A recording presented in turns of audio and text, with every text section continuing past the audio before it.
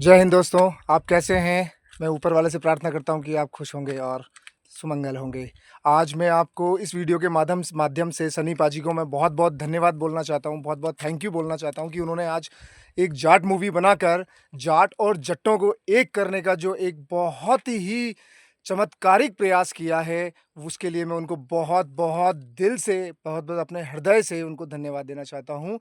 Because धन्यवाद इसलिए because we don't know that what is the difference between the Jat and Jatt. Jat and Jatt there is no difference between the Jat and Jatt, सब एक हैं, दोनों एक हैं।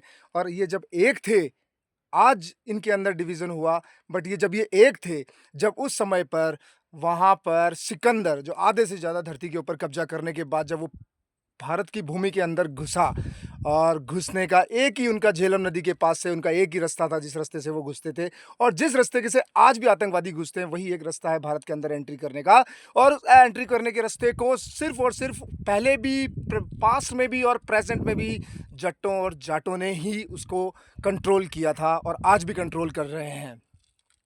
उस समय पर जब सिकंदर आधे से ज़्यादा धरती पर कब्जा करने के बाद जब वो भारत की भूमि के अंदर एंट्री किया, तब उसको पोरस जाट और खोखर जाटों ने उसकी सेना के चिथड़े उड़ाए और उसको यहाँ से मार-मार कर बाहर भगाया और जिससे घायल होने के बाद वो बेबीलोन के पास जाके उसकी डेथ हुई।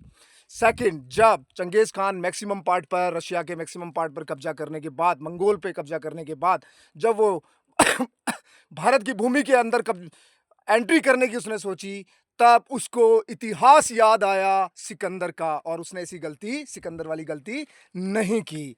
तो ये this is the power of the equality of a जट एंड जाट। उस समय हमारे जाट और जट एक थे और जब से जाट और जट्टों के अंदर विभाजन पड़ा, आप देख सकते हैं 700 साल की गुलामी हमें मिली, 700 साल की। जिस रास्ते को जाट और जट रोका करते थे, जहाँ पर अपनी छाती लगा के और आतंकवादियों को और बाहर से आने वाले लुटेरों को रोका करते थे, उस रास्ते को कंट्रोल सिर्फ और जाट और जट ही किया करते थे।